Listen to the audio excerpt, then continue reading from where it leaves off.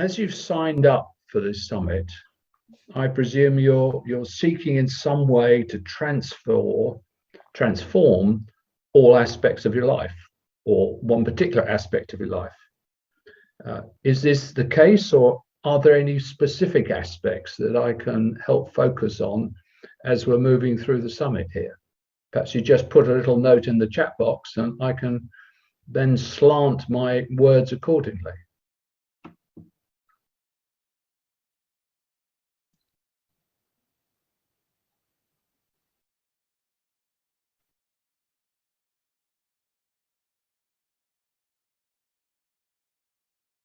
Okay. Oh, one from Norway. Very good. But lived in Denmark. Okay. Thank you.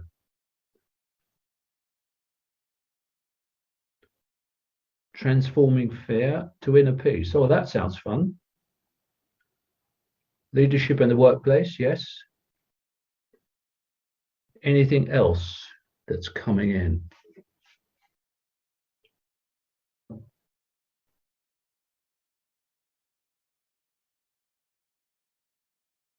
Are those okay, a few more. More energy to achieve better health. Okay. Open up to source. Oh, that sounds even more fun. Okay. Boundaries, intimacy. Okay. I'm assuming that's a boundary you have against being intimate.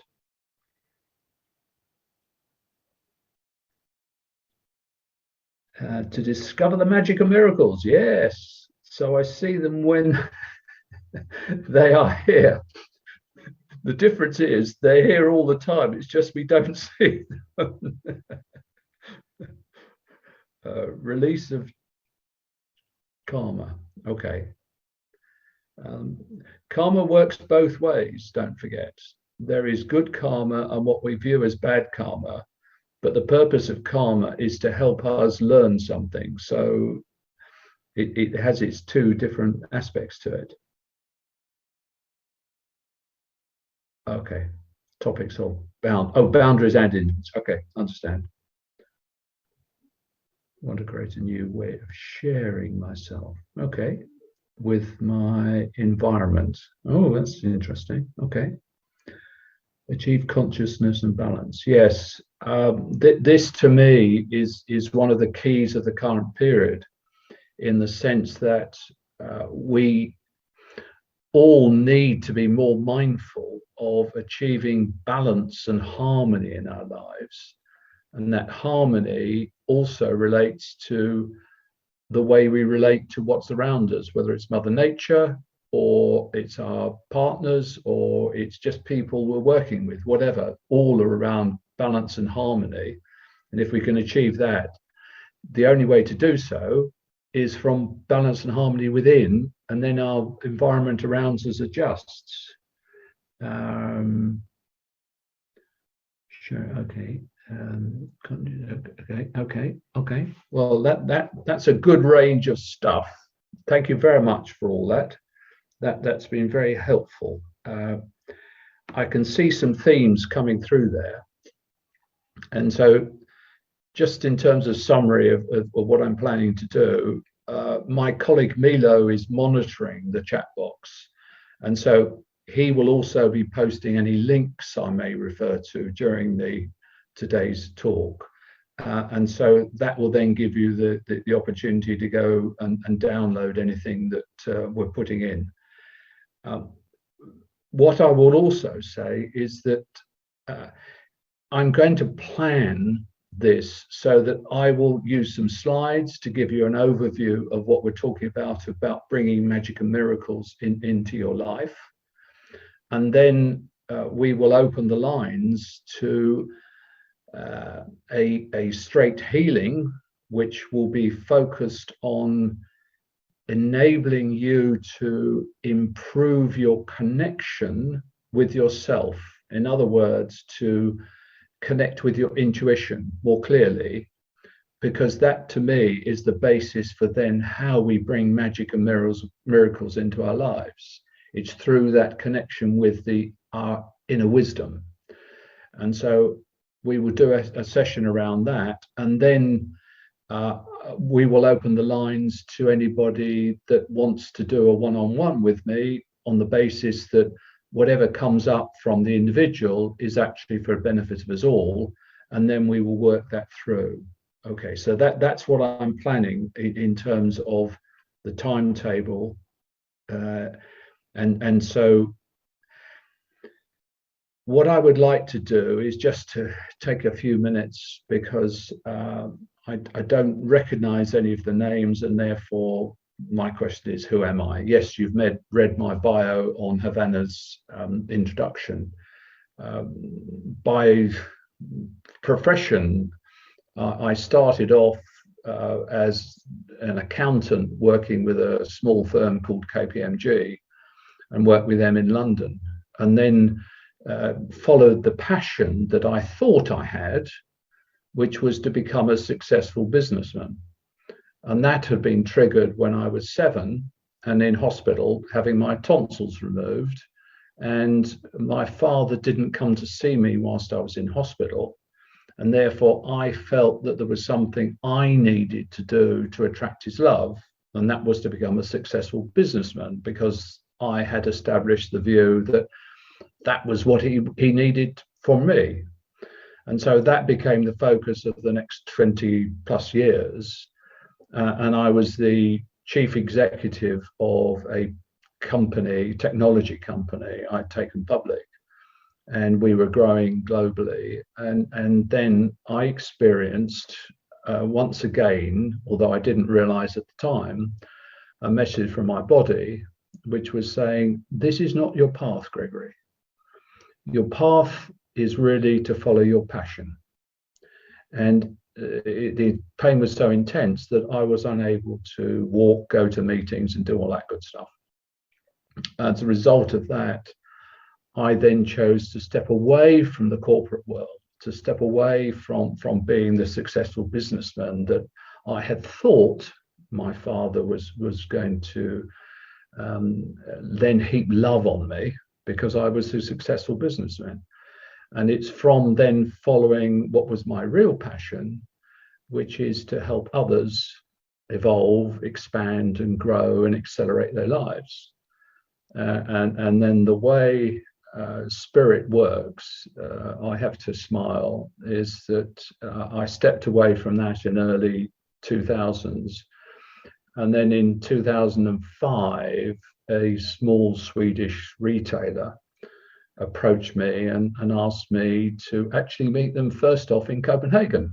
And we met in Copenhagen with regard to a project they wanted to do. And so I worked for IKEA for the next 10 years, helping transform management attitudes and bringing senior management into the growth of the business. And on the way, whilst I was with IKEA, because I've visited something like 20 odd countries whilst with them, my wife used to joke when I returned from one of the trips and said, well, what were you up to, Gregory?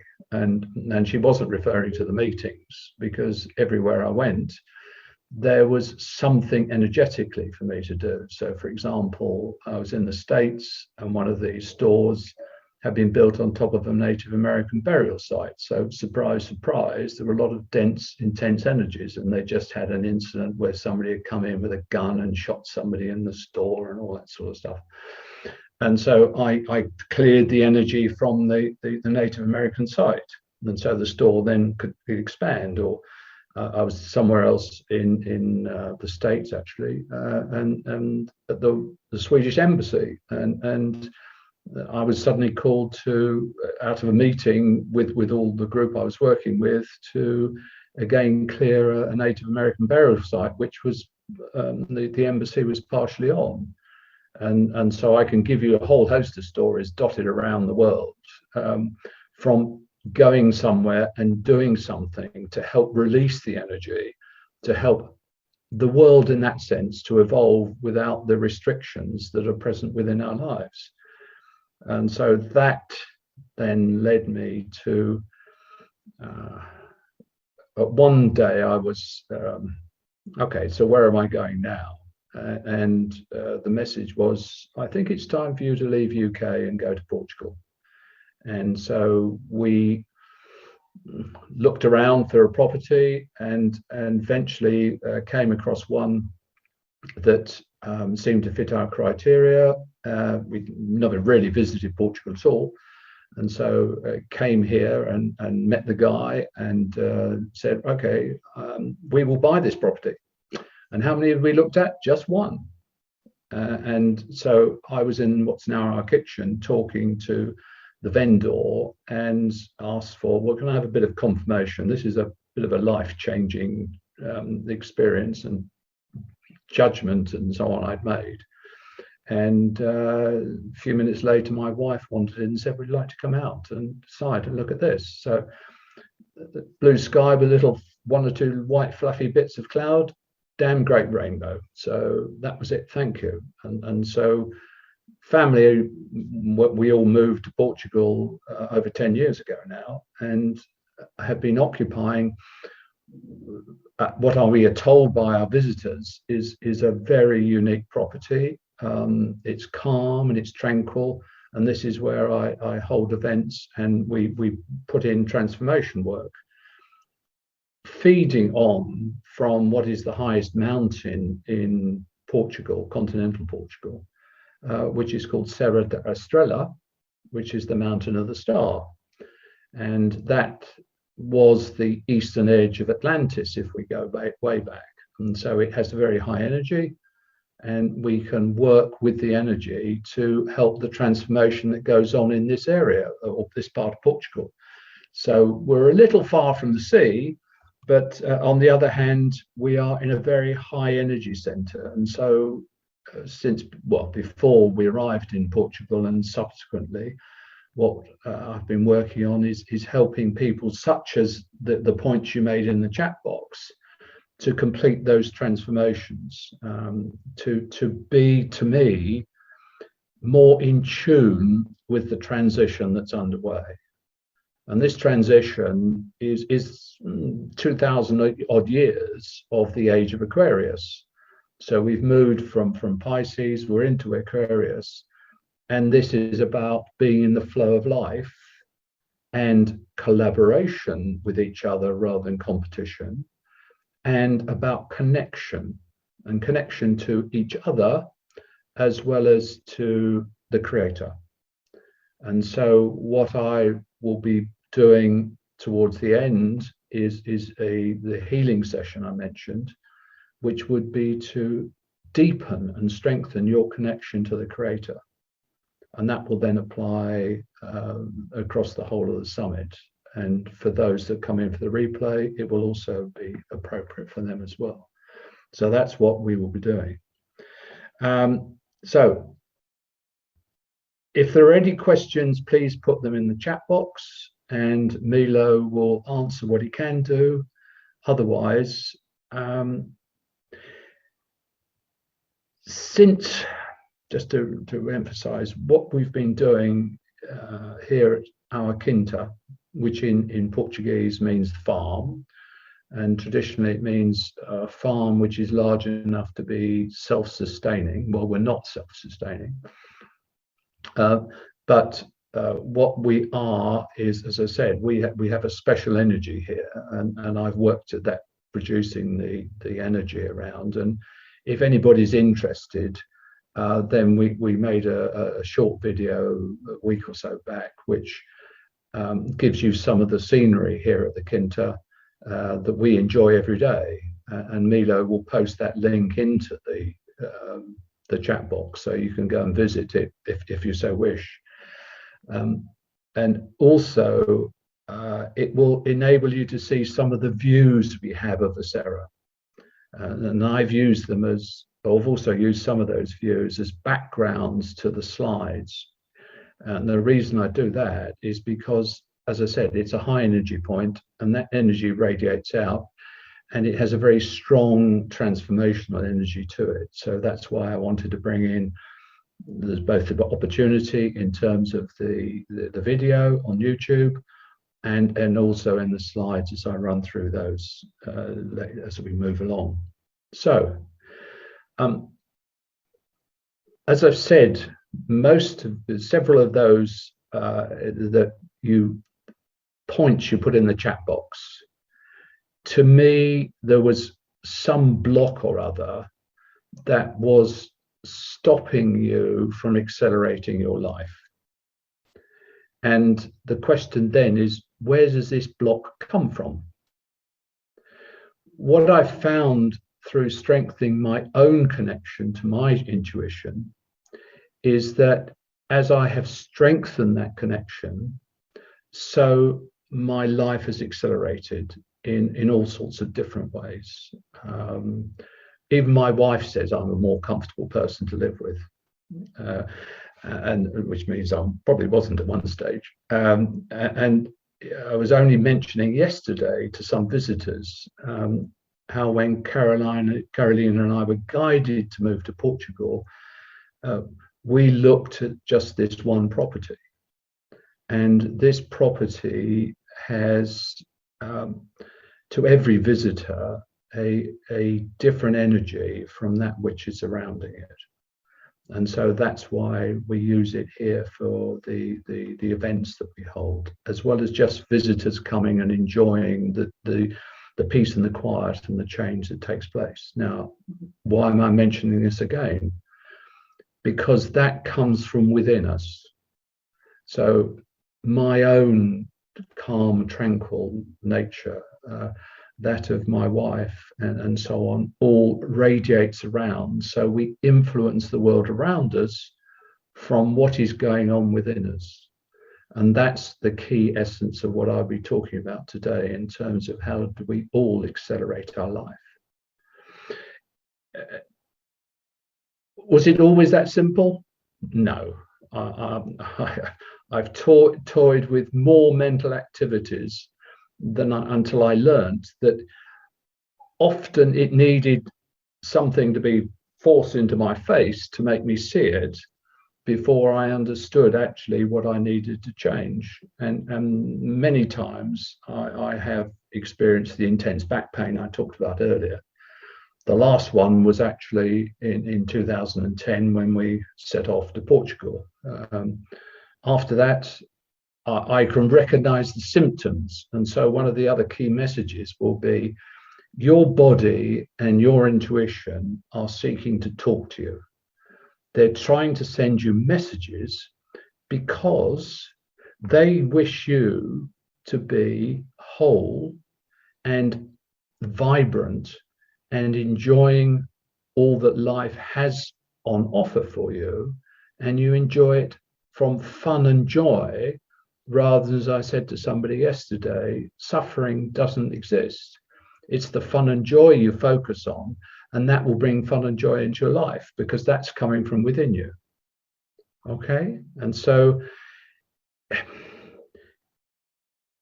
what's necessary is to ensure you've aligned what I call simplistically your four bodies: the emotional, the mental, the physical, and the spiritual. When all four are aligned, that's when you accelerate your life. And quite often it's because people are focused, let's say, on the mental activity. And it's the mental side that drives what they think they need to be doing. And therefore they forget the physical, the emotional side, and the spiritual. The spiritual is here as an overlay, is a guide to us. Many people have said to me, what is my purpose? For what purpose have I contracted this illness? What purpose have I had when I've fallen over and I've broken an arm or something? All of those are messages. And so it's up to us individually to seek to listen to those messages. And so then we can take action, often what I would call inspired action, to help bring our four bodies into alignment. And with the alignment, then comes the acceleration of our lives, whatever form we choose that life to be. And so the most common answer, for example, I've received from people that have been bedridden for a week or whatever, is ask the question, for what purpose have you been knocked out and sent to bed? Most people come back with to rest. Why to rest? Because they need the rest to allow the body to process what is happening during this period of transition. All four bodies are adjusting during this period of transition, and they often need time just to rest, to allow the transition to be completed, the integration to take place. And so then one comes out more vibrant. So you can then accelerate your life. And so if one fights against it, as we are prone to do, and certainly that's how I used to be, then we don't allow the body, or the emotional body, the physical body, the mental body, or the spiritual body, to complete the process it's seeking to do. And so therefore it takes, not only does it take longer, it's going to be more difficult, until often I've seen people, they're knocked out slightly in the first time, they're knocked out more intensely the second time, and the third time they're usually knocked over altogether.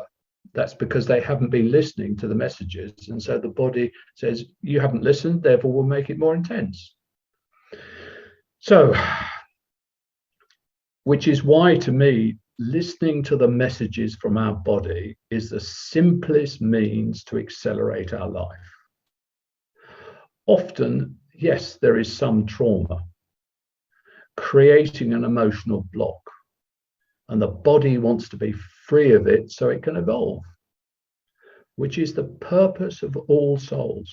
All souls have the same purpose, to evolve. How we do it is where we differ. And that makes us unique, because each of our own journeys is unique. And there are 4 essential steps to deepening our connection to our intuition. I'll set them out in more detail later with the slides. The first one, though, is clearing your mind of incessant chatter.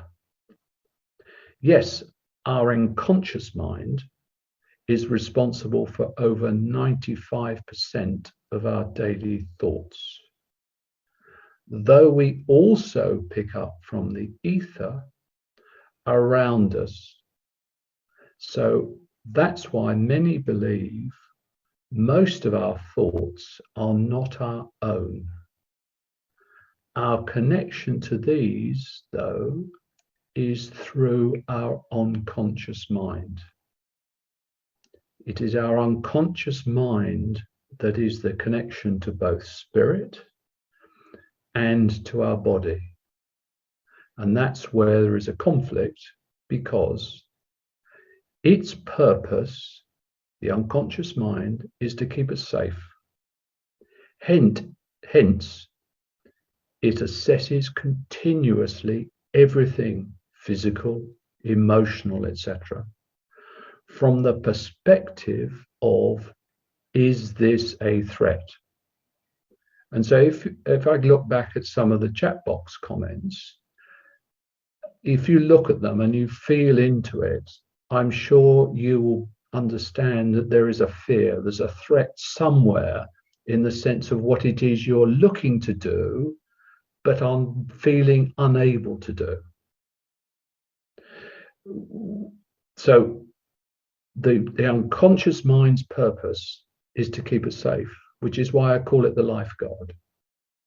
Its reaction is then based upon our experiences. So if we've experienced difficulty crossing a road, or we've experienced something that has led to a consequence that we believe is nasty, then that's what the unconscious mind associates, that nasty experience with the experience.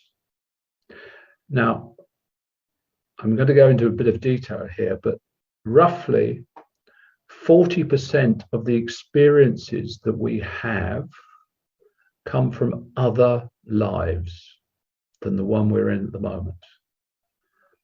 Another 40% come from our ancestral lineage. In other words, our forebears, the genetic links through mother, father, grandfather, etc., etc. Only about 20% come from our current life. So we are not consciously aware of roughly 80% of the beliefs which direct our lives. Probably the percentage is higher because we are often not aware of beliefs we established in what's called the imprint period, which is our age up to 7. So basically, the decisions we make, the choices we look to make, the life we tend to live is based upon what we do not consciously know or feel or are aware of, which is why it's terribly difficult to make a change. I've had many conversations over these past few months with people who know they want to make a change, and the fact you're on this call means that you want to make a change. And see, look in the chat box, you want to make a change. Though they're afraid to do so, find it impossible to effect what they know is to their benefit. So they're coming up against that emotional block.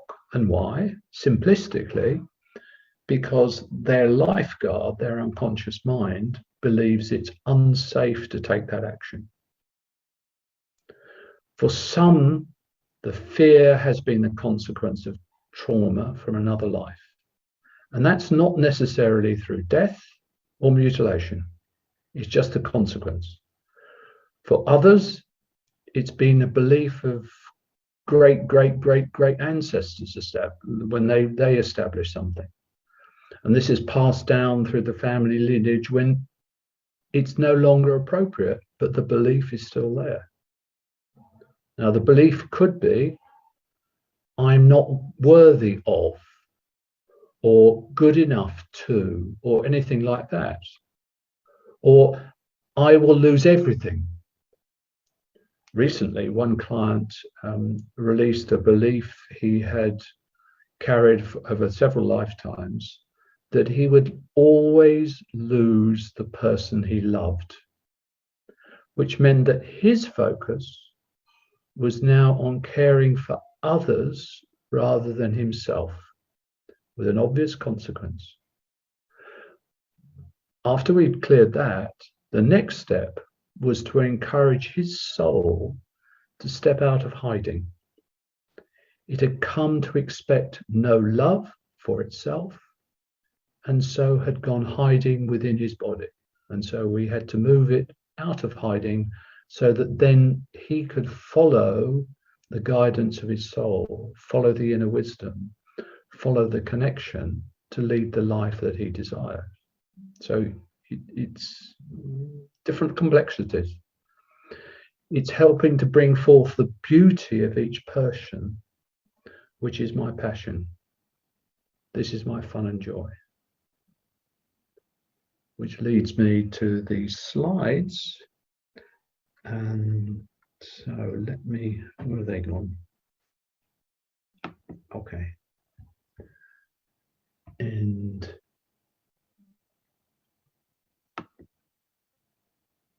let me see if I can just expand them.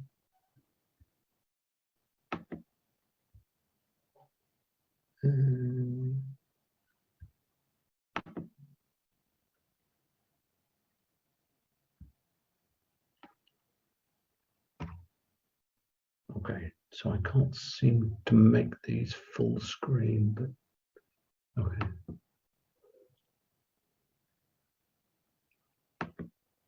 Okay, here we go.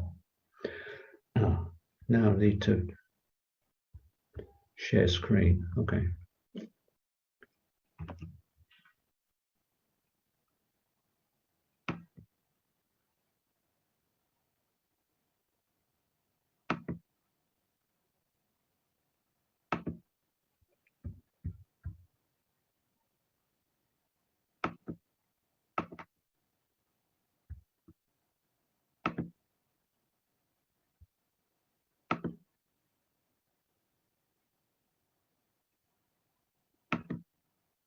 Come along.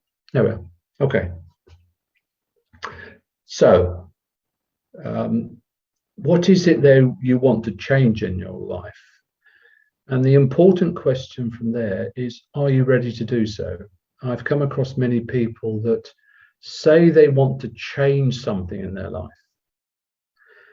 and yet consciously they say they're ready to do so, but unconsciously their lifeguard says, don't think so. I don't want to change it. And so that then leads us back to, do you know who you are? Because one of the other key themes from this period of transition is knowing who you are and being truthful to yourself rather than the life that you've been leading. So, for example, in my own life, my identity was to be this business person. I had to let go of that identity to allow my true self to step out. And I was talking yesterday to some other people, which again was, they had built an identity, but they couldn't step away from the identity because they didn't know what it would mean. And so it's deemed unsafe by the lifeguard, and therefore it's very difficult to happen. And I would suggest, looking at some of the points you put in the chat box, that's where some of you are. So just to summarize, who am I? I'm an author. I've brought spiritual solutions to business and personal challenges. I use ancient and modern tools, all to enable each person I work with the freedom to feel fulfilled in their life. And I have some considerable experience in working both personally and corporately to transform them. And that's the website address at the bottom. Now, how many of you believe, that's a feeling belief. That is not a mental belief. It's, can you feel into that belief? And do you believe you can break through the wire to change your life? And that's an exercise that each of you can do just by feeling into your own body. And for example, of those that were saying, well, for example, take the one to increase consciousness. Well, why do you believe that you're not conscious? Is there something that's holding you back from being conscious with the way you live your life to increase your connection to the Creator? Is there something that is restricting you? All of those beliefs are held somewhere in your physical body. And so often it will be a feeling, and if you feel into that, then you can talk to it. You can ask the question such as, what is it you're afraid of? For what purpose are you holding on to this belief? Are you willing to change the belief? All of those questions can then lead you to the point where you say, well, if you're ready to change it, then let's do so now and make the change now. And so then allow whatever new belief you would like to come in and be established.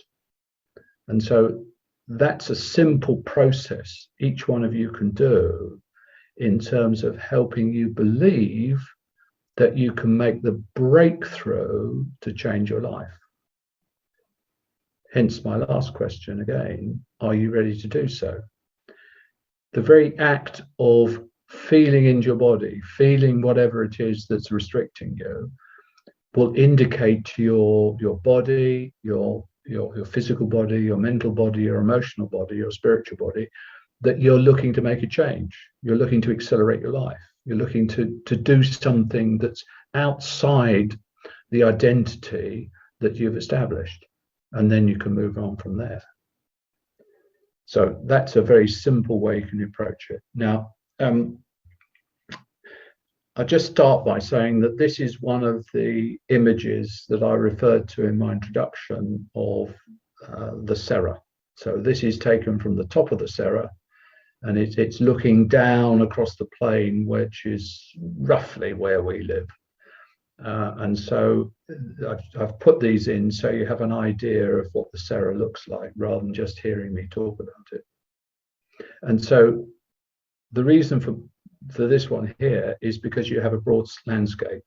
That broad landscape is available to all of us, only we feel blocked as to what it is we can or can't do with our lives. And so, have you identified the patterns which are stopping you from enjoying freedom and success?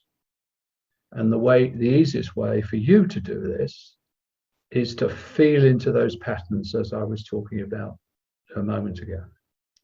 And so from there, you then make the choice, and this is why we're living in this free will universe, because nothing can happen without us choosing to do so.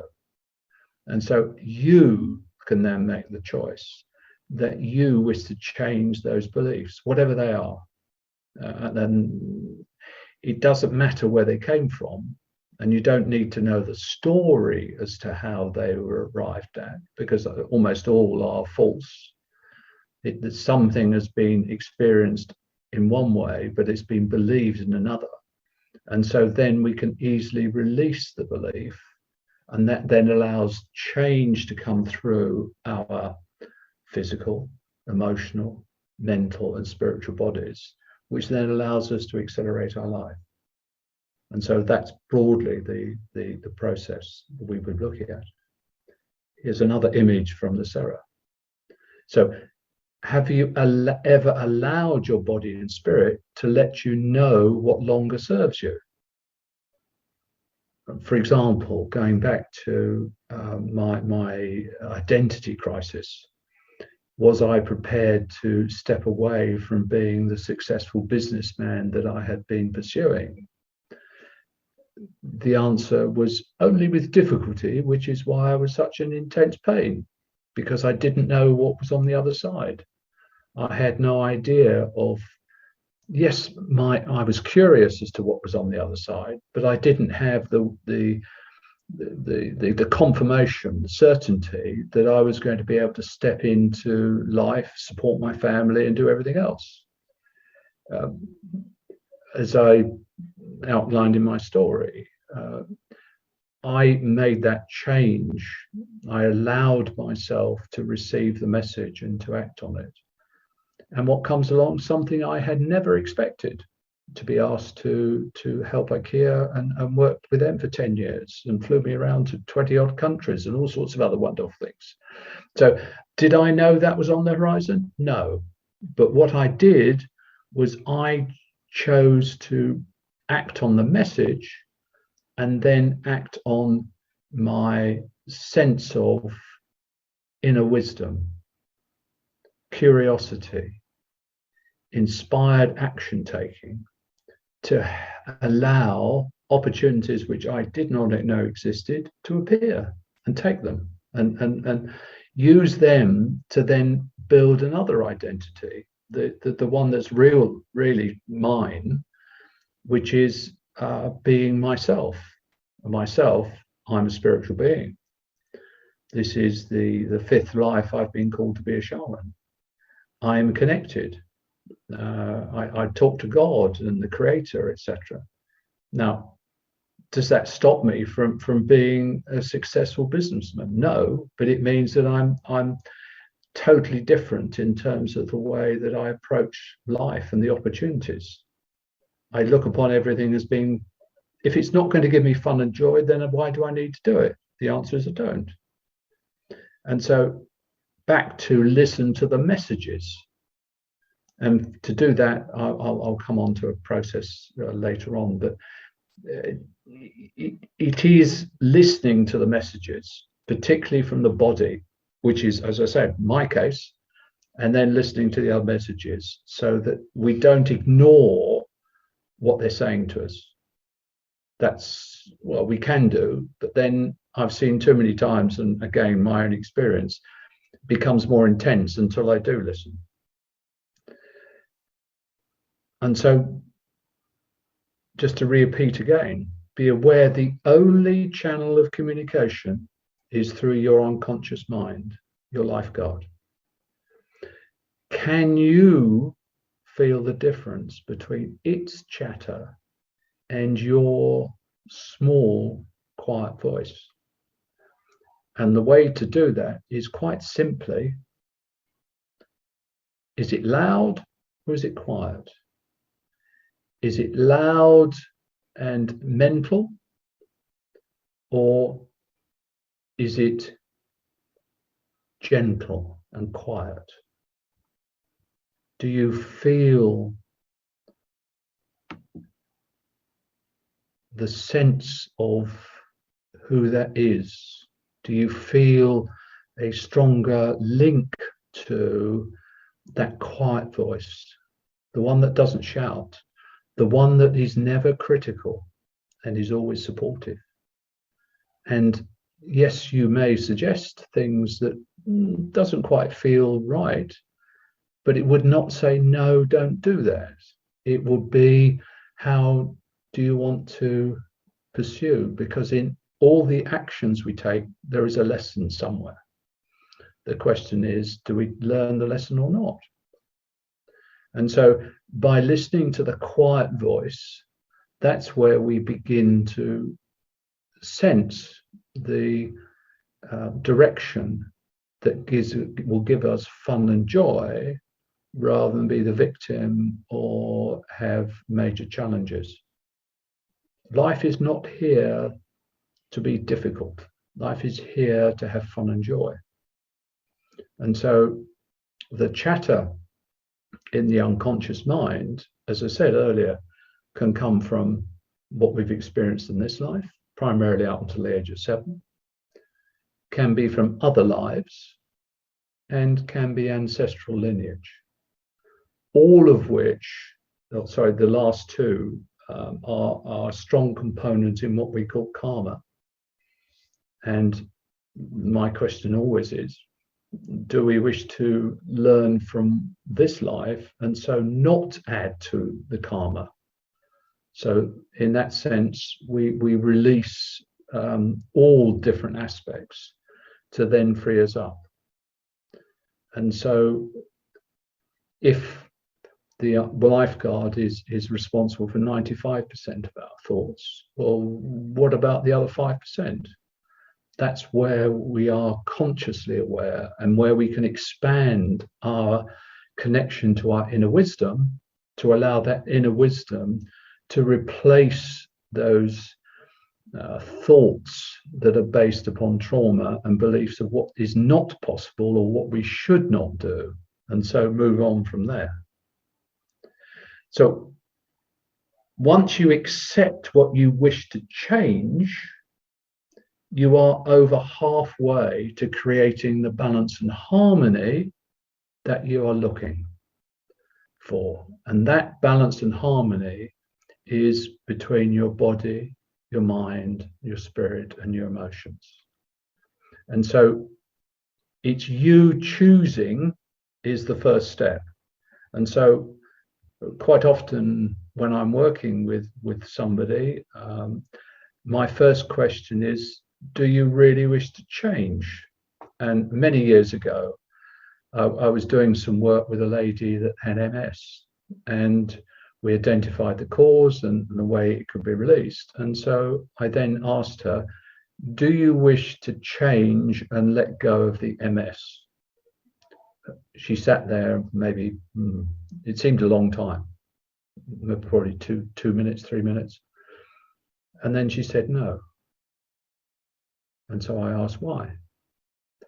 And she said, if I change and I become healthy again, I will have to start doing all the cleaning and the shopping and doing all the things that have others to do now. So I don't wish to change. I wish to remain where I am, being looked after, rather than become the healthy, vibrant personality she could be. That was her choice. I cannot persuade one way or the other, nor would I try to do so. That was her choice. And that's what is available to all of us. We make a choice as to the life we desire to live, which is why, as I said, once you accept you wish to change, you're over halfway to creating the harmony that you desire in your life. And to deepen the connection to your inner wisdom, first clear the mental chatter. It doesn't matter where it's come from.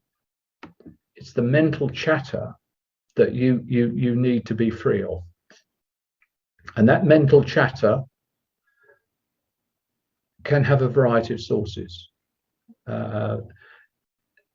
My experience is that the more peace and calm we are within ourselves, then the easier it is to not be distracted by the mental chatter, whether that's events going on outside in the world, the fear that's coming through from the media, the fear of what's going to happen to us, etc., etc. All of that is a distraction from having the clarity of connection to your inner wisdom. From that clarity, you then actively listen. So you're listening to the little quiet voice. You're developing a conversation with the little quiet voice. You're preparing to listen to and act upon the suggestions of that quiet voice. But that requires us to actively listen and participate rather than this is what I must do. And then that leads to the one that many people seem to have difficulty with, which is taking inspired action. And that action comes from here, not here. This is our usual action-taking route course. But actually, when we came in, whether it's just the throat or the heart or the stomach, that's where we are taking inspired action. So, for example, one of the chapters from my book, The 7 Secrets to Living in Harmony, has a title that talks about my gut feeling. And my gut feeling, well, let me rephrase that. Our guts have more links nerve-wise to our brain than the brain has links to the gut. And the reason for that is that we feel, how many of us have felt something and said, my gut says I feel I should do this, whatever. It's that feeling in our gut that is linked to our inspiration, which is the third eye. And so there we can follow our gut instinct to create what it is we desire in life. And if you're interested in reading this, because I've published an article on Medium, which is where I publish regular articles, then Milo will put in the chat box the article specifically to the gut article. It's usually only a 7-minute read, something like that. But it will help explain why you should listen to your gut and listen to it as part of taking inspired action rather than following necessarily what automatically comes up here. And what is underway at the moment is that each of us is being asked to be ourselves. As I said earlier, to be true to who we are. And that means we don't follow what others necessarily have done. We don't follow because that's what we think we need to do. We're stepping out into being individual, to being ourselves, rather than following what others have said we should do. And the last point about connecting to your inner wisdom is understand how to work with your creative channels. And that's what I was referring to in terms of that gut instinct. Being quiet. Do you need to meditate? It's one route, but you don't need to meditate. I've said to many people, and actually I've written this in quite a few of the Medium articles I've published, that the best way is to be out in nature. Enjoy just walking, riding, cycling, running, whatever it is in nature. And nature will enable you to be at peace. And so I was talking to somebody yesterday about, oh, I have all this mental chatter, I'm trying to resolve some issues and da da da da da, and I'm not making any progress, da da da. So I said, well, simplistically, just go and take a walk, half an hour's walk, something like that. Which is why there's this other phrase of sleep on it. Both occasions are disconnecting from the mental chatter that's going on and allow yourself to receive peace and quiet, disconnection, step away and just connect with nature. You could hug a tree if you want to, or you just walk along and enjoy the trees or the parkland or whatever it might be. That's where, certainly in my own experience, I used to go running, and after about 20 minutes, what I would find is that I was in the metronome of running.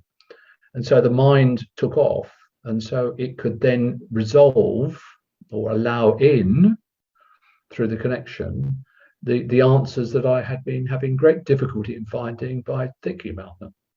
And so that's where you can do something very similar to increase your connection and so accelerate your life.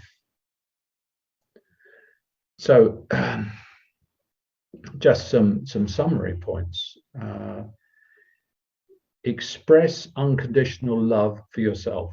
Going back to my example of the chap who was afraid of loss of love, what he was not doing was unconditionally loving himself, and therefore there were consequences. So if you unconditionally love yourself, you can then love others and you can love the life you're leading. If you don't love yourself, how can you love others and how can you love the life you're leading? And so the first step is to express that love and accept that everything is here for a purpose, rather than this is something that's been foisted on you by other lifetimes, heritage, or experiences when you were a child, whatever. So it's accept yourself, because they all experiences.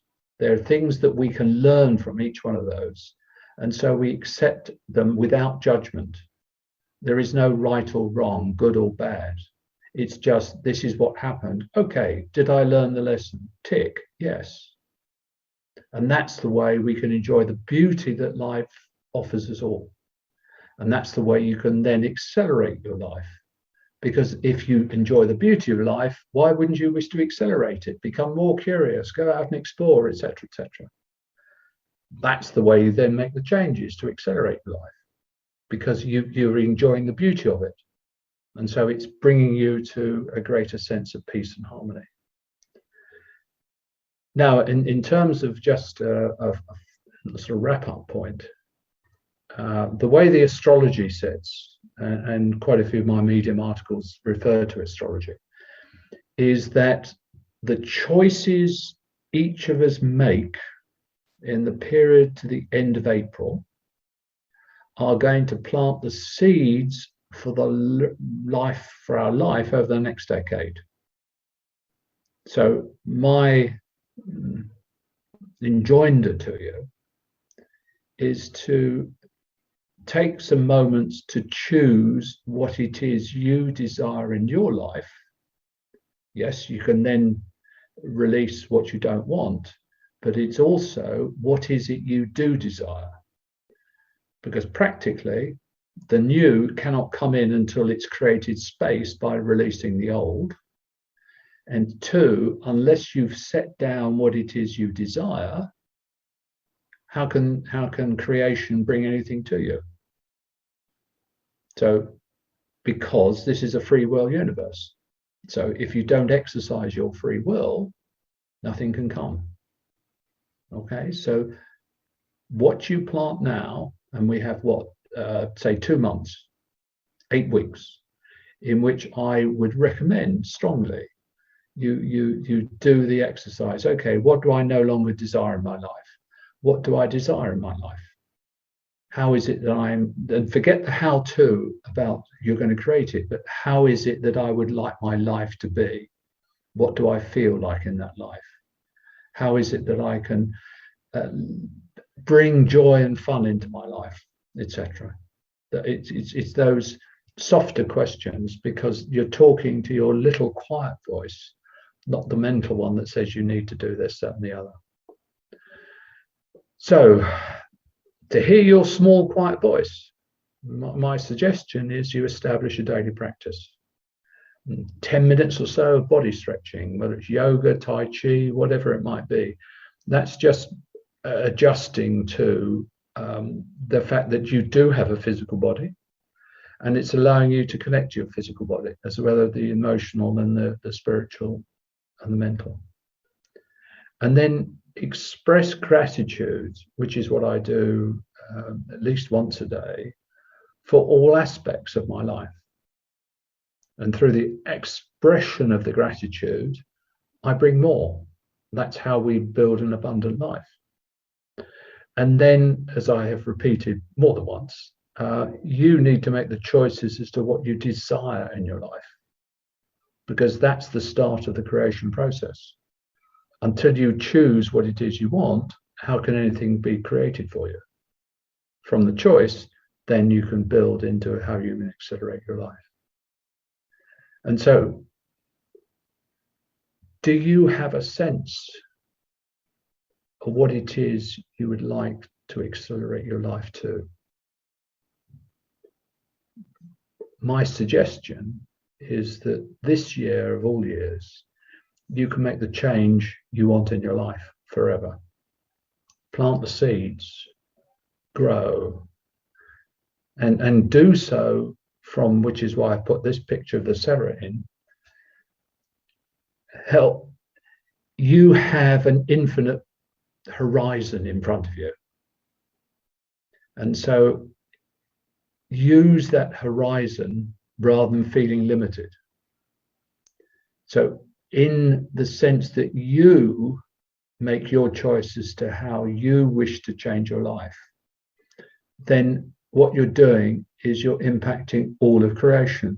And so join me in this process of healing and creation of a better life, whatever better might be, for us all, rather than just yourself, because that's the way the matrix works.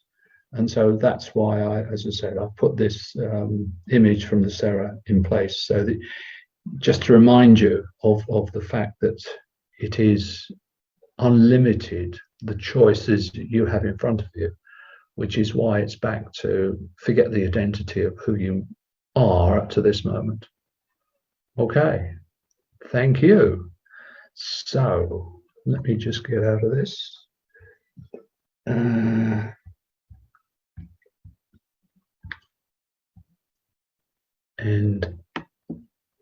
okay.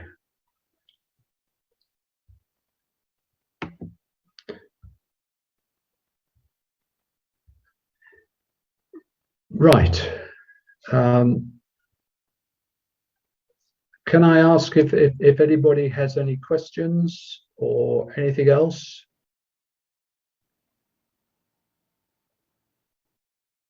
Or have I sent you all to sleep?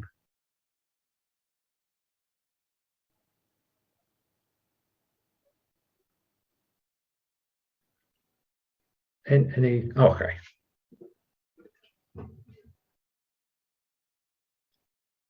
Okay. Please fire away, Elizabeth. The answer to your question is any illness can be changed. Yes. I've worked with all sorts of people with a whole variety of different complaints over the years. And at root, there is always something now that, without going into long rigmarole, there's always something that can be addressed.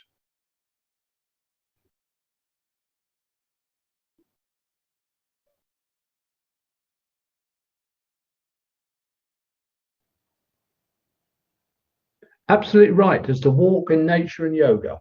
I seek to do yoga every day because I just find that calms me after my journeys during the night, and then I can go off and do whatever it is I desire in life that day. Any other questions?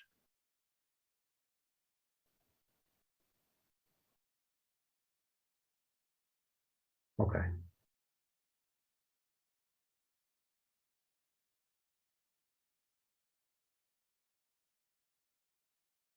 Paul. Okay.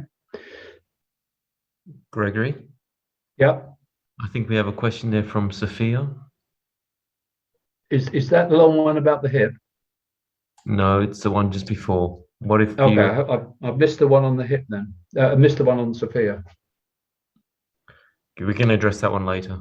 Okay, if you can remind me, Yeah. Milo will bring it back up to me. Thank you.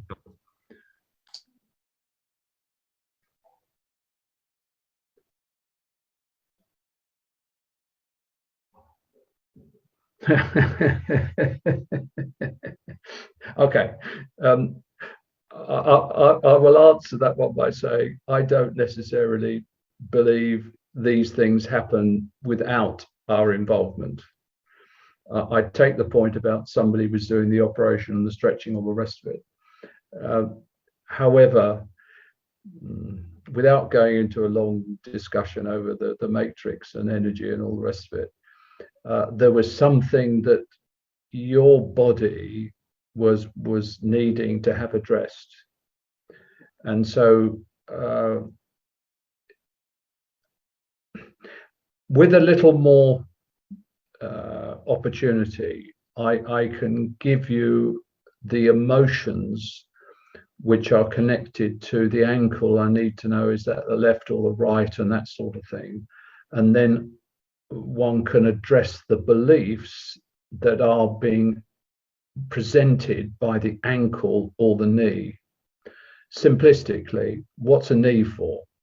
The knee is to enable us to move. And so the knee is where we actually create momentum. And again, simplistically, if it's the right knee or the right side of the body, that tends to be about something to do with the future, and the left side is something to do with the past. That's again just presenting it simply. And so, if you want to email me with more details, then I can give you a more in-depth comment on what's been going on with your hip and your knee, etc.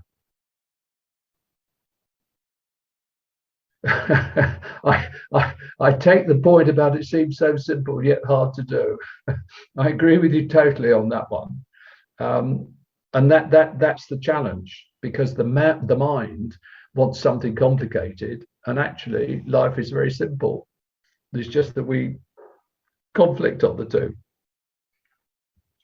What are you speaking? Okay. Huh.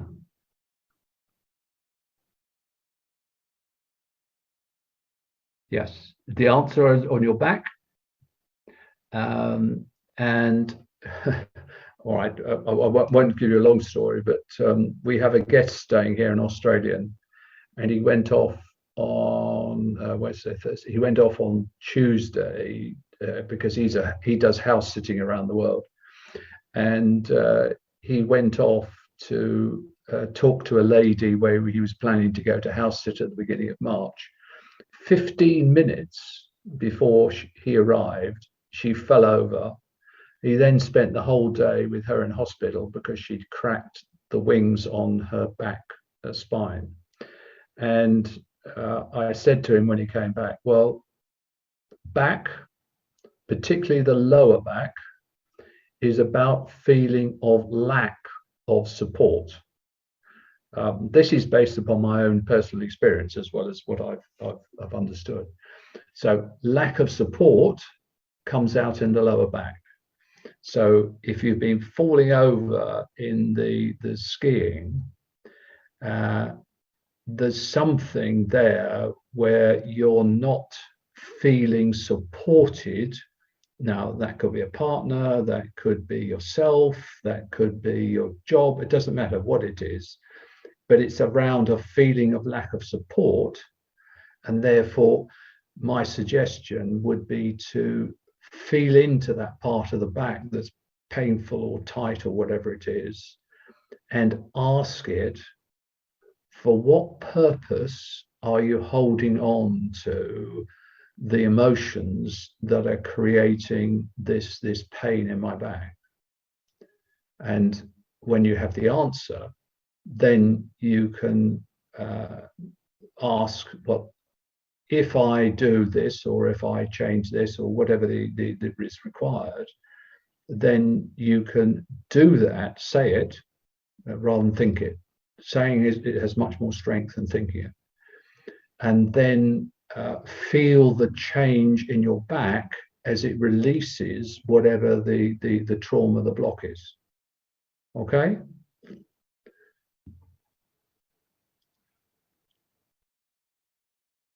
Gregory, from Sophia, maybe you'd like to answer that one. Just post that one through. What's severe? I can see Helen, and I can see, I've got Elizabeth. Oh, okay. What if you're a psychic type that asks questions through your mental mind? Ah, okay. Very interesting. We all ask questions through our mind. It's a question, though, of whether we listen or whether we allow the mind to distract us. So broadly, the connection, as I'm sure you're aware, Sophia, is claircognizance, etc., etc. There are different types of connection. Now, each of us feels differently. Some it's a feeling, some it's just awareness, some it's just hear the words, whatever it is. All of that is actually being heard by the mind. And then the question is, how do we feel it?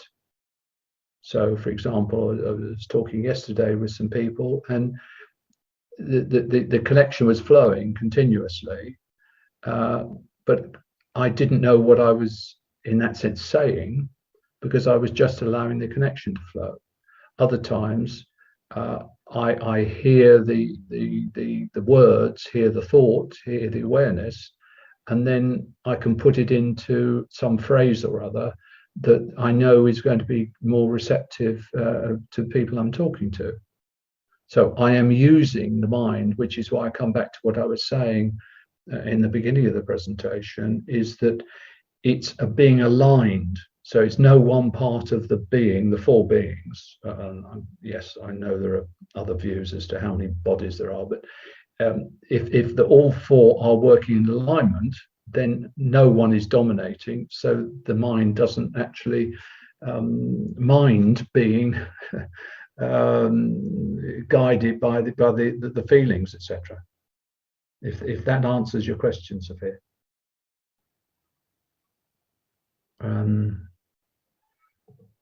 So I've answered questions through thoughts. Yeah, I am a. Okay. So that was severe.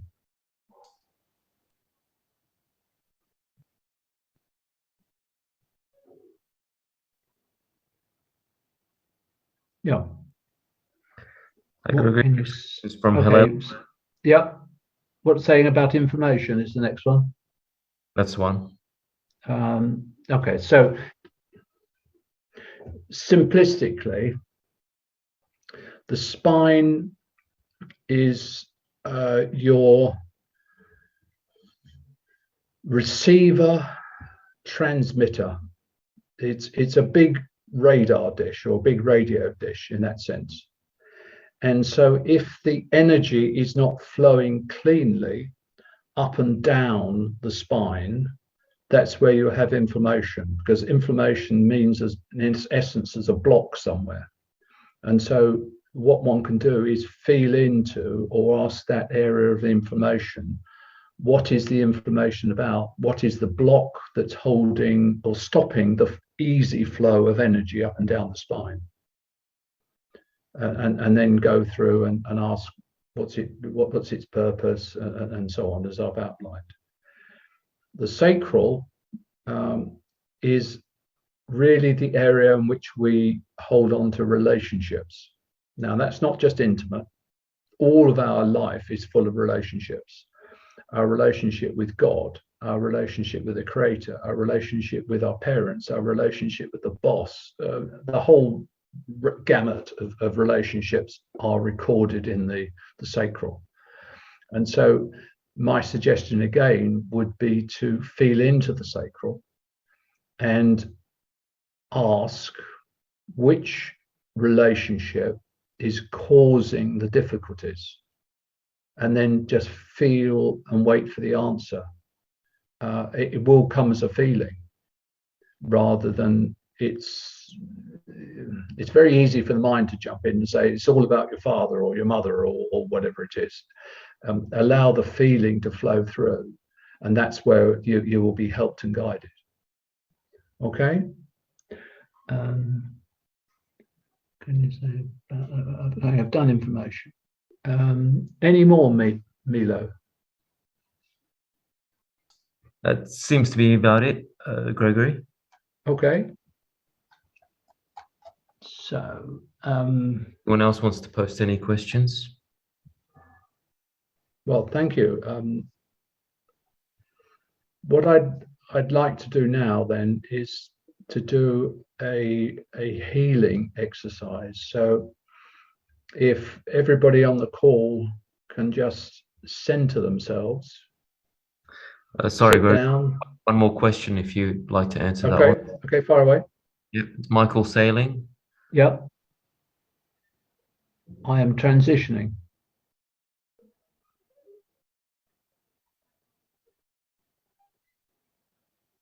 Okay, sounds good, Michael.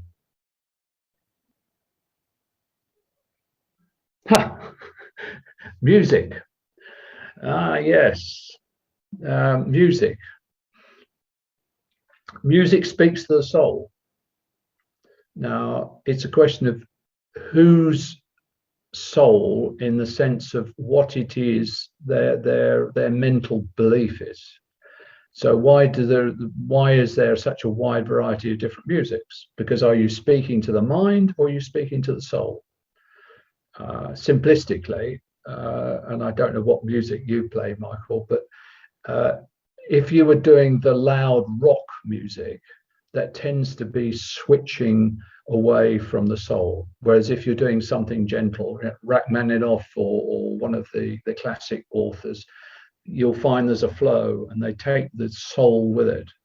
And so music is a way of speaking to others without using words. And that's why music is so very powerful. And you will find music used in all sorts of different mediums. And for example, the singing bowls. People can use a bowl that has a resonance that creates a vibration, which is what music's doing, and that will impact change. So I've come across many people that use music or use singing bowls or whatever form it is to affect change. And so in shamanic terms, usually there's a drum. Why a drum? Because it's resonance and it's speaking to the soul, it's speaking to the body, or the flute or something like that. So I think, okay. Right, what I'm asked, Michael, or what I'm reminded, Michael, is that you have been practicing music for many years. That is one of your skills. That's one of your abilities, gifts, and skills that you incarnated with. So the suggestion is you use that. That's not your focus, but you use it in what you're planning to move to.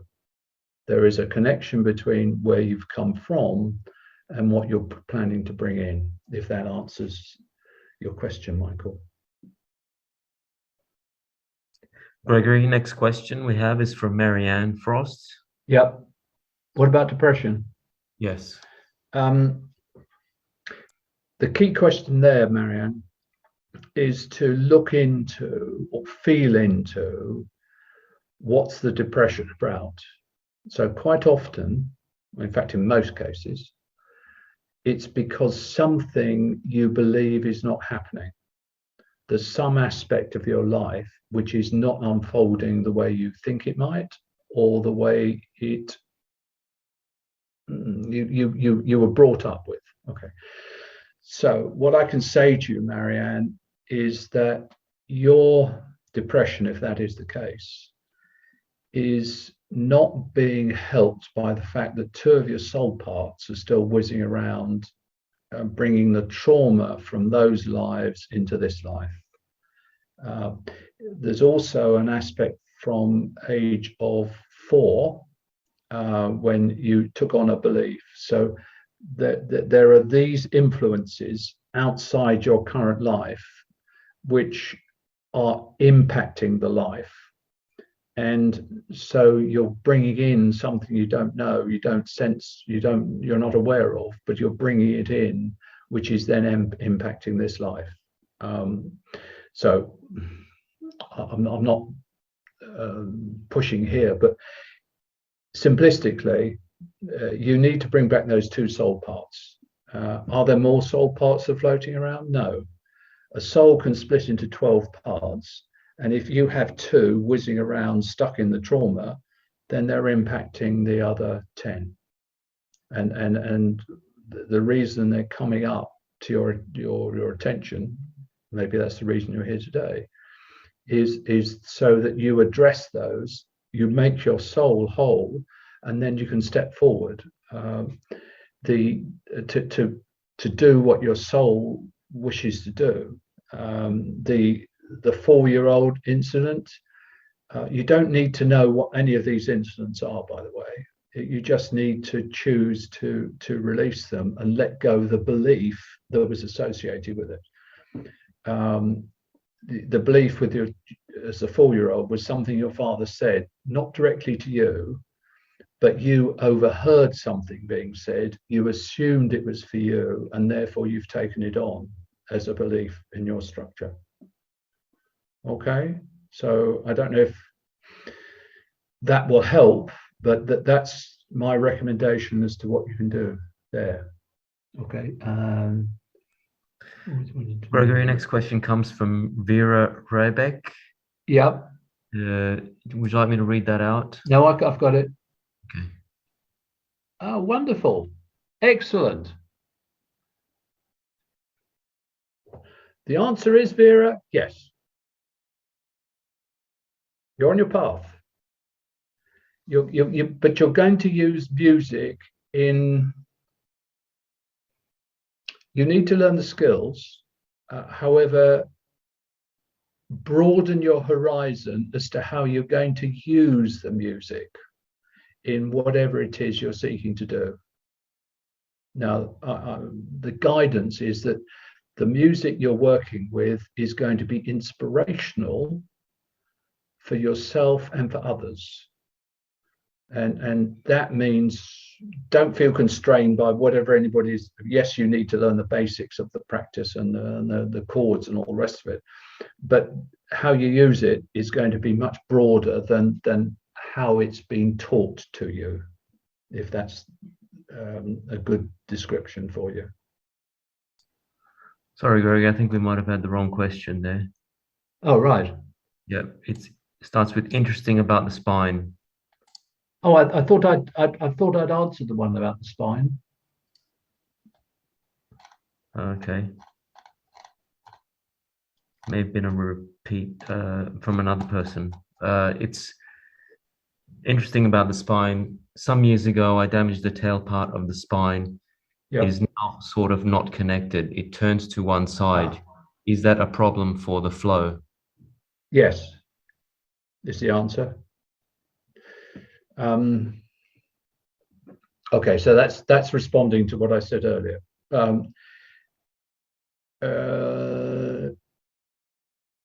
Right. The answer to well, my suggestion is send me an email and I will then connect with you energetically to see what we can do about the disconnection, because that's what this is about. This is a disconnection point. And so I will see what I can do with the reconnecting the disconnected, if that works for you.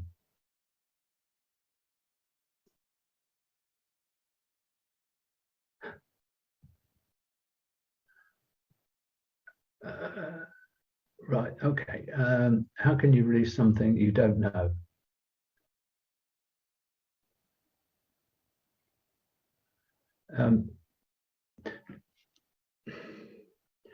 You don't need to know what it is. That's why I keep saying, feel into the body will tell you. And then from there, you don't need to know the events, the experience, just feel into it and then take, okay, what is it you're seeking? The body is usually seeking something. I'm sure you can provide what it's seeking. And then you can say, okay, well, are you prepared to release it? Woomph, it goes. Okay.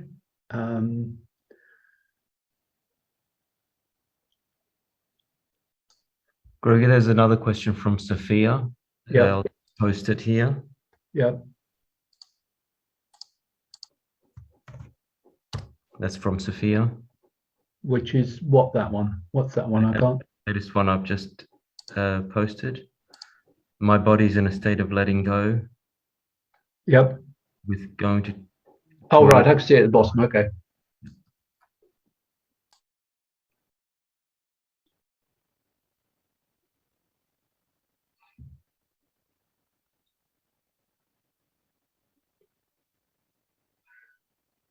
Yes.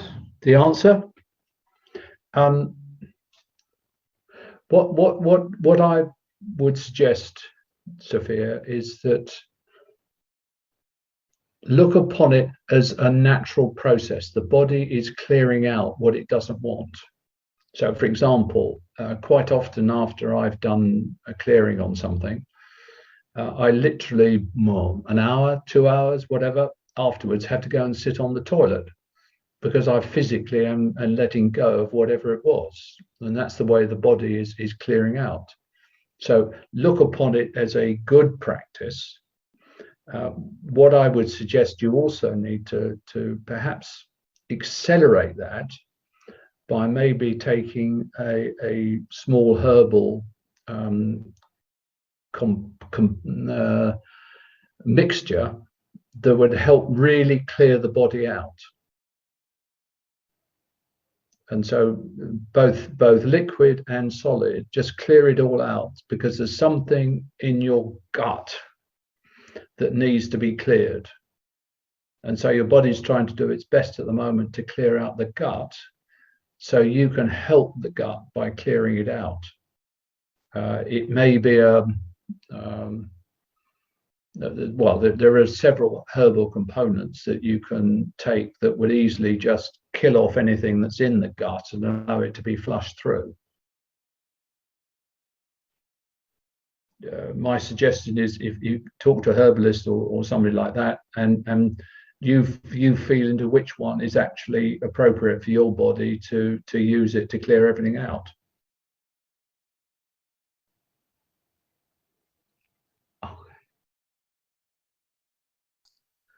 Gregory, I've just posted the next question from Lone Allison. Yeah. Can you tell something about social anxiety? Thank you. Yeah. Yeah. Well, social anxiety. What is social anxiety? It's usually our sense that we feel unsafe being in a social environment. And so why do we feel unsafe? Because there are possible events that might happen that we are not in control of. And so my suggestive route there is, what is it that you feel is unsafe in your environment? What do you feel is unsafe? Or why is it you're bringing the fear, the anxiety into your life? And so you don't necessarily need to go to the social experience to feel anxious.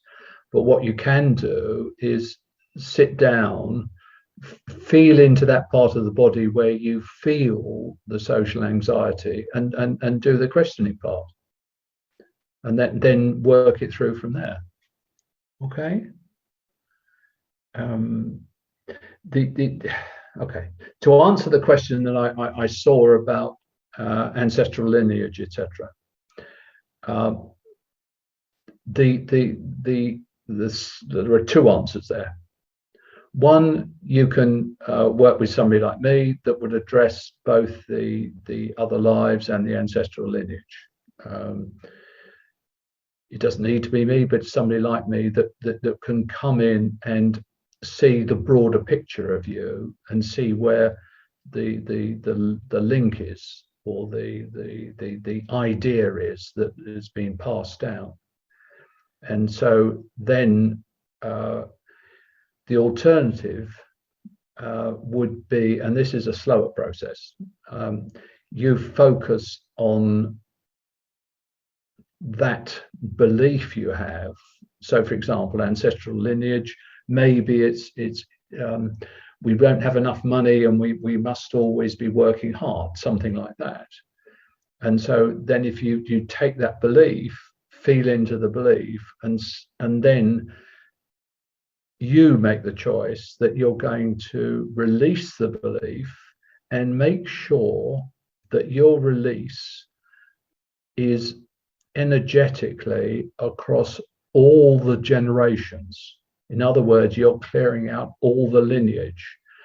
So you clear it out backwards and you clear it out forwards. And so then any of your successors do not carry it.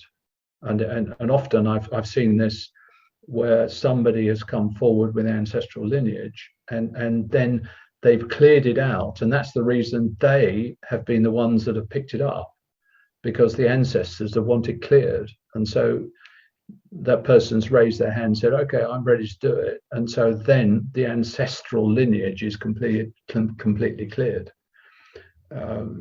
If it's another lifetime, that's usually more difficult, because this is where the mind can step in and it influences in a way that is not necessarily productive, which is why, in my view, but then I would say that, wouldn't I?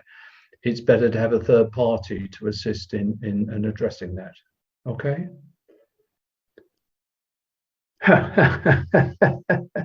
So I have to laugh about gluten allergy. Okay, so am I gluten tolerant? No.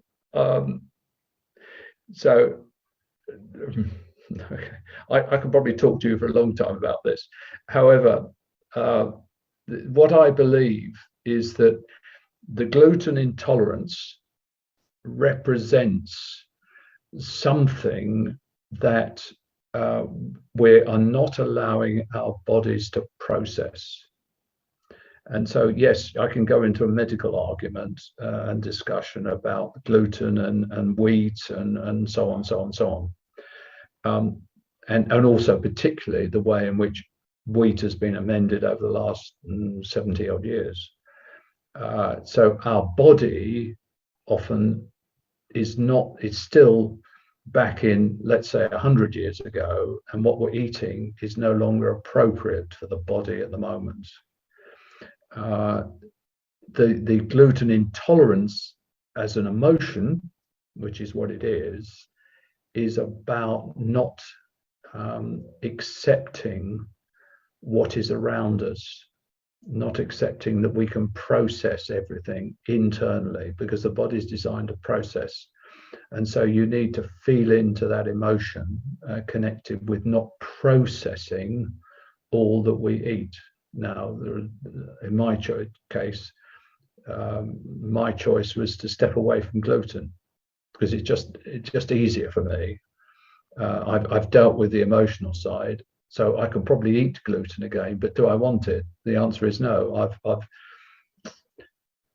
I'm vegan, I'm vegetarian, and this all started when I was back in 20s, when I first found I couldn't eat sheep meat, and then it was beef meat, and then it was pork meat, and then it was large fish, and then it was medium-sized fish, and it was small fish, and so on. So my diet has been continually changing because, and this is a broader point, I believe my energy level within this body is more resistant to eating stuff that's not good for it. And therefore, I simplistically say, okay, it's not good for my body, cut it out. And then that's the easiest way for me. But that's not really addressing gluten per se. Okay, it is. I've always wanted to be a musician, but put it away. Okay, now started to practice. Excellent. Writing songs, even better. Okay. Absolutely right. Do more. Do more, Vera. You're stepping in the right direction. That's my sense. You have a couple more steps to make, but you're going in the right direction. And allow yourself to take those little steps. Don't seek to make too many big ones. Keep building, and then you will have built a very secure base from which you can then move. Okay.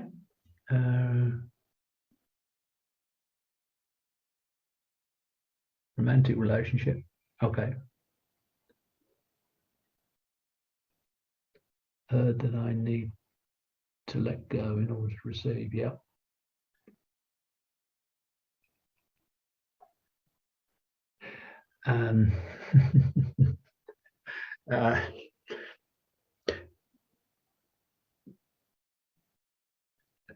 Come back to what I was talking about 5 or 10 minutes ago, in the sense of you need to allow yourself to love yourself unconditionally first. You cannot attract the love of another if you do not love yourself. Why would that other person wish to love you if you don't love yourself? And so it's addressing why you believe you cannot or will not love yourself is the first step in attracting that partner. As you allow yourself to love yourself, then the opportunities will open up, because you are being completely open, and because you love yourself, you're allowing yourself to be vulnerable. And in that vulnerability, you would then attract the person that will love you because you're you, not because you're somebody that thinks they are you. If that answers the question, it will happen. However, it's your choice as to how quickly you address the lack of love you have for yourself. From there, it will all unfold. Okay.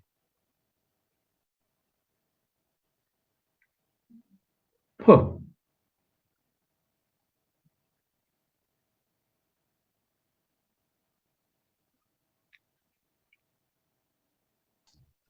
Looks like we have a couple of more questions coming in, Gregory.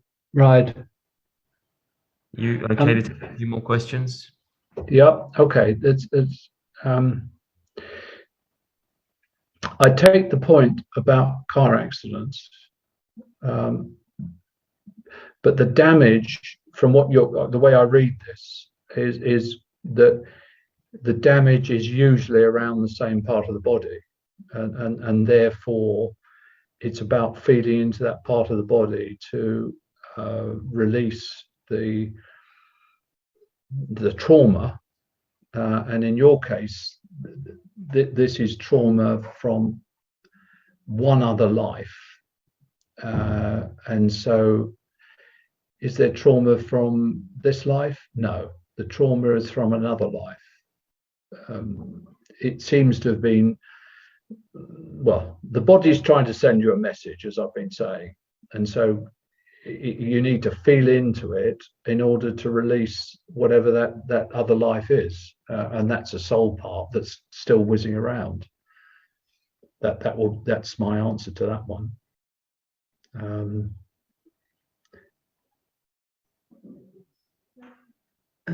What is the connecting to mast cell syndrome?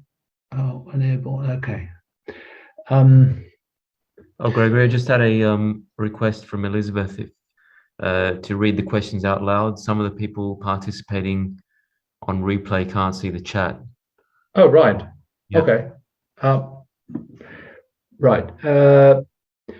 So the question I was going to ask is, what is the connection to mast cell activity syndrome and airborne allergies? Okay, so what we're talking about here is the environment. So is your environment cluttered or is your environment clear? And it's then how the body reacts. So particularly airborne allergies. Well, the air, as we know, is full of everything, all sorts of particles, etc., floating around. That's the natural state. There are then some that our body picks up and doesn't like, and we have an allergic reaction to. Now, it's possible to work through if one can identify what is the actual allergic reaction, then it's possible to identify not necessarily the cause, but the emotional, the trauma that's connected to that particular sense of an airborne particle, and then reacting to it. And that's the way I would approach that one.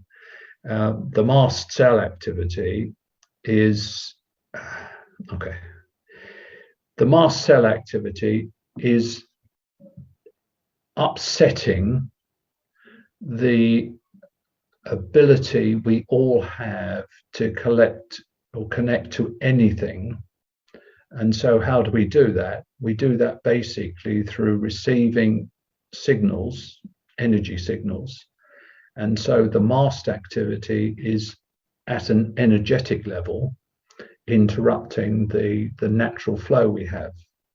And so it needs,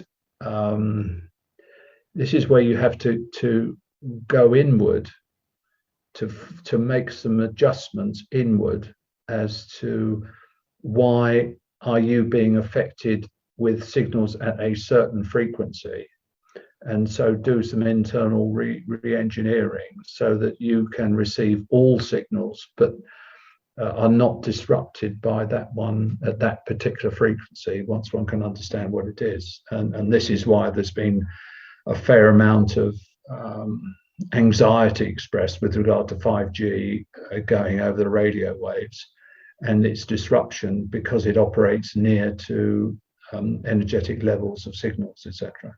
Now, does that mean you need to sit in a bubble? No, but you need to go inward and work out or talk to your body as to about what adjustments can be made so that you are not impacted by these disturbances. Okay. I have discovered that the more I love myself, the more picky I get. Yes. Well, I said unconditional love.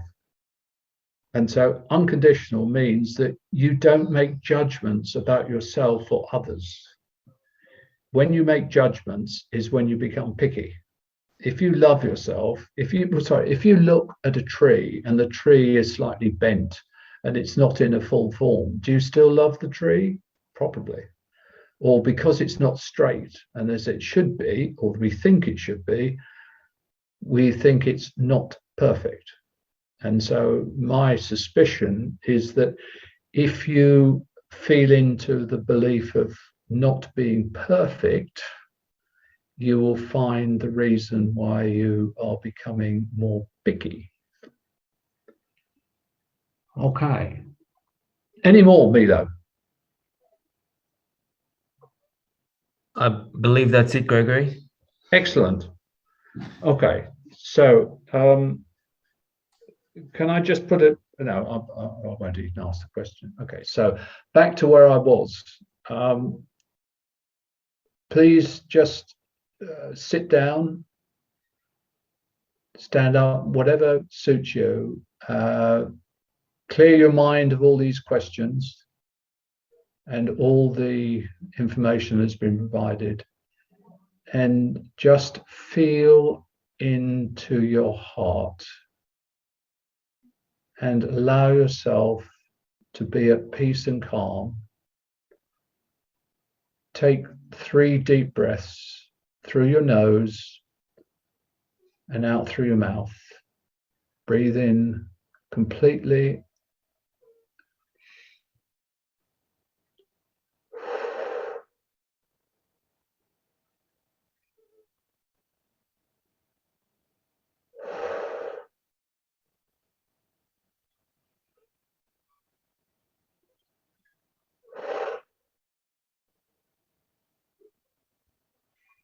Now, feel into any block, any resistance, any limitation, any constraint that you believe you have into your life.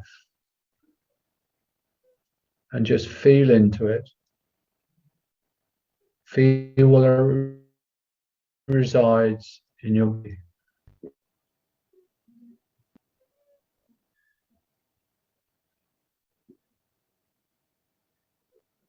And feel that resistance.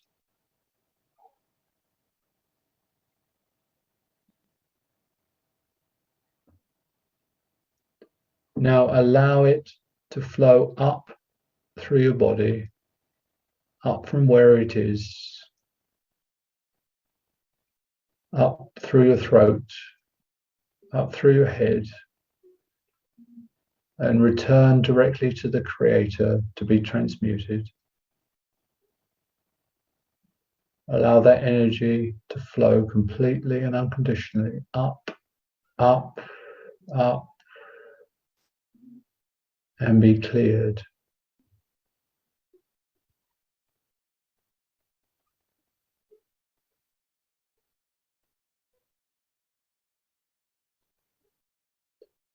Allow it to continue to flow. This is an opportunity to clear away anything and everything.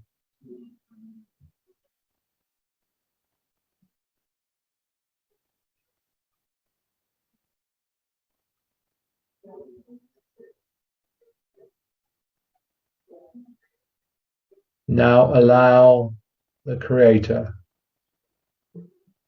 to send down the energy of connection into your being,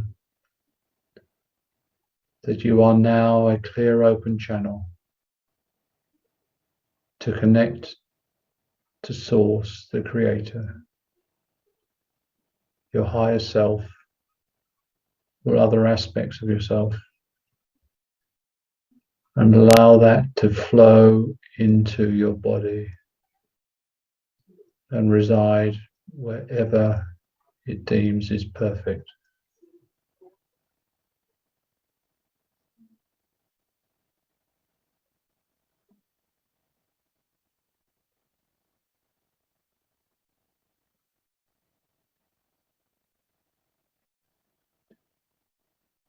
Allow that energy to flow through every single aspect of your body, so that you now have that clear, open connection to the Creator whenever you so desire.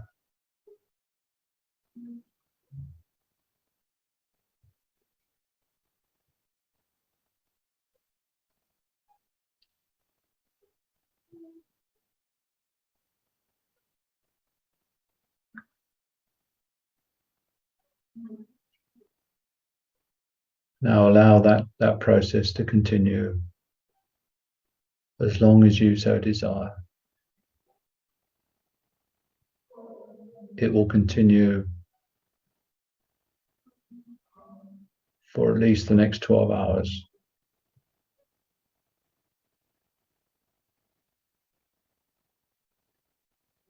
And obviously for anybody on the replay.